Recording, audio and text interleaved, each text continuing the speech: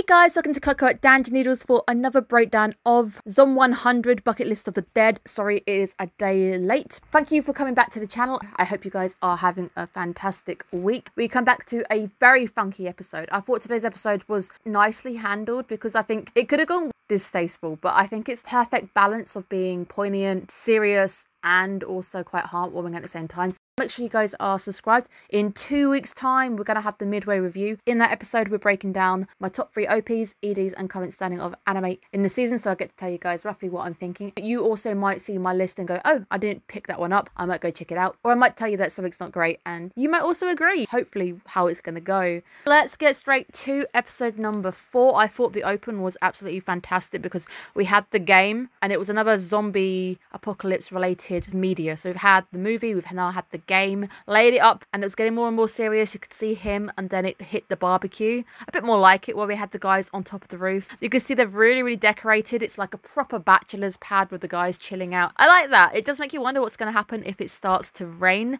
The food looks absolutely fantastic. I do think there is going to be a limit to how long you can create things like this, because eventually things are going to go out of date. Even the long shelf life stuff is going to go out of date. Definitely enjoy this kind of stuff. It's nice to see our boys happy, because I think this is the first episode where it was very chill. They were rocking along, and you could see that the quality of life had gone up. Bucket list has also become a shared bucket list, which I think is really cool. Does make you wonder if all 4 of them are eventually going to have the same bucket list. Today's core theme was the idea of a dream and what your underlying dream may have been, which he's probably forgotten a lot of those good things, a lot of the things that he might have wanted to do as he was younger. Did he really actually want to do something else? Because he did say it was somebody else's dreams. This week, we are introduced to a whole new level of hell, and that is the zombie dog. Up until this point, we haven't really seen animals and how animals are affected, but we do see the zombie dog this week, which makes things a lot more scary because that's going to run really fast. Resident Evil comes to mind, the movie. I remember there being dogs in it. Things get a lot more scary when you've got a wild animal going even more wilder, because rabies is a thing. Rabies is already scary enough without having to add in the zombie apocalypse on top of it. The lorry scene, which is absolutely fantastic. Love it. I love the cuts as well, where we were just flickering between the two. I do also wonder how the infection is going to be spread. This week, we do get to see the common trope of the one who stays quiet, being bitten and hiding the bite. We also see the head, the zombie, get knocked into Kenshiro. How does the infection spread? It seems to be via bites. Is there a possibility that you can pick it up from contaminated things? What about zombie bean juice? If that head has touched Kenshiro and he swipes his hair, how the virus is working. But I don't know if the anime is going to give us those kind of details. But it is a very nice sequence, and I love the fact that they go underground, and you can really see that Akira has matured as a character. He's really enjoying every single day like it's his last. He's taking risks. They do strike lucky when we end up finding some survivors. It did make me wonder if there's a possibility that you can have too many people. Partnering up with one person is great, and I think the 2 of them together is a really good number. Is there going to be a point where you've got too many people, and as we see this week, somebody ends up lying and hiding a bite? He might have just been freaking out completely because he knew exactly what was going on. If he'd have said something, they would have probably just cast him out, or they would have maybe offed him. Really nice sequence because they end up in the food basement, so you can have anything you really want at this point. You can see by this point as well that the lights have gone out, so whether it's because the truck maybe hit the light source, the lights underground are definitely off, and at some point the electricity grid is going to go down because nobody's going to be maintaining it. That's also going to be a thing that they've got to work out. I know the boys are grilling over a barbecue right now, but TV is running off the grid. At some point the grid might go down. Weird that Akira's dream of trying to get a date does seem very plausible this week. Also funny that he doesn't get it, but it was surprisingly close. But it really does feel like how crazy the end times are. Like anything can happen, and we can have a party in the basement with some flight attendant. Felt really wacky, but also really believable. With this show, you can sometimes delve into the, oh my god, that's crazy, but it always feels like it's grounded within the means of reality. Like, this could happen. I understand this. That also could happen. When we meet the flight attendants and learn that they are flight attendants, it did also make me wonder what would have happened to the planes that were suddenly infected with zombies. The people who were on those planes at least got out of it. It would have been quick, and nobody would have had to suffer turning into a zombie. A very scary thing to think how quick the apocalypse has set in, because it seems to have been just overnight. That's it.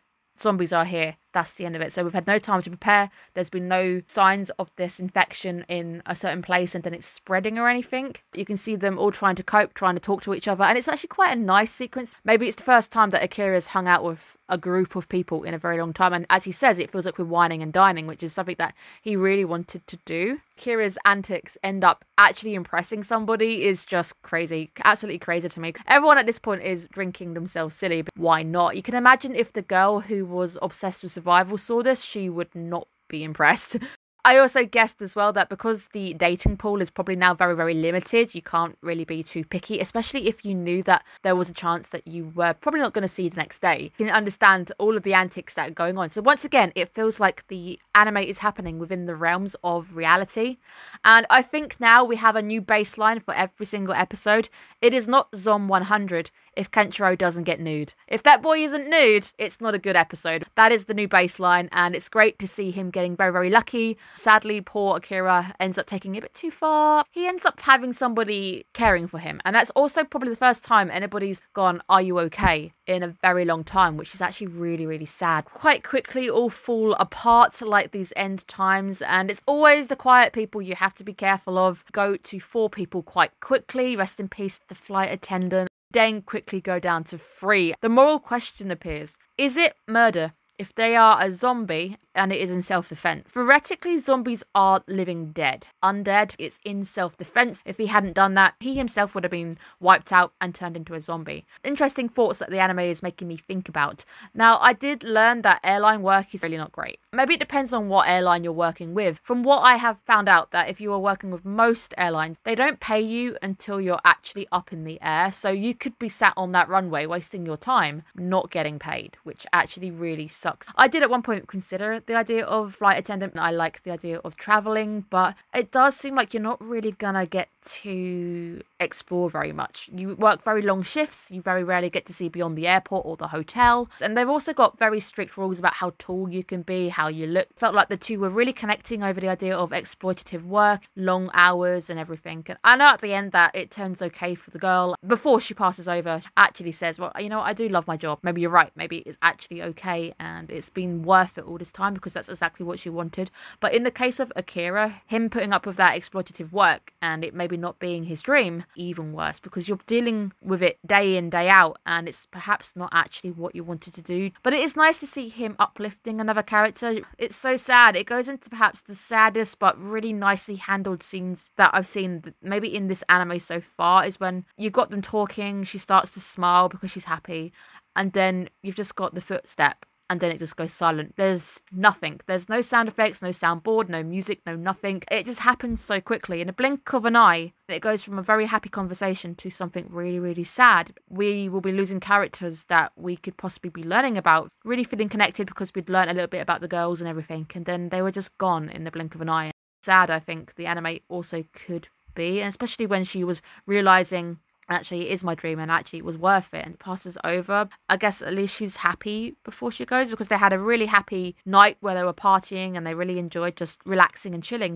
The anime could have very easily dipped into being a bit bad taste with the next sequence of having the TV. I think it does handle it quite nicely when you really think about the fact that life at this point is so precious that it could be gone in a blink of an eye, that you really should just enjoy it. You could spend your life mourning about these things and getting sad about it. If you're also in a situation where the next day may never come, you may as well enjoy every bit that you've got. Juxtaposition of the big TV coming down, and you see Akira, who was really sad and upset, and then suddenly actually cracking a smile when he's upset. Really nice and uplifting. The whole sequence was a whirlwind of emotions, going from happy to happy, then sad again. I think it's really appreciating the small joys that you can actually get. We go back to the same question. I think that conversation with the girl really helped. What is it that he really wanted to do? Because at the end, he feels happy that he's looking forward to working out what it was that he wanted, but it does make me wonder as well, because if I think about back to my childhood, the thing I wanted to do as a kid isn't what I'd want to do now. I did want to be an archaeologist. I ended up following it a little bit. I took history with philosophy as a degree. Now that I think about it, I'd be stuck in a wet field. Sometimes I probably wouldn't find anything. It's backbreaking work. It's cold.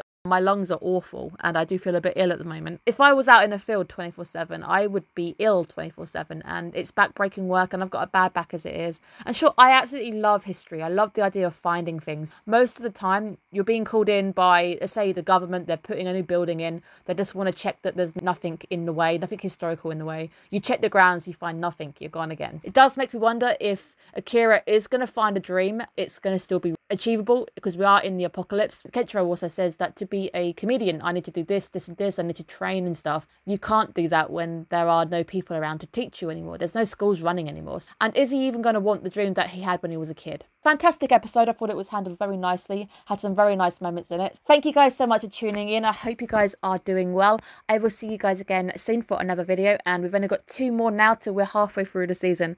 Time is really flying this season and I'm really enjoying the animes. Thank you once again. Bye bye.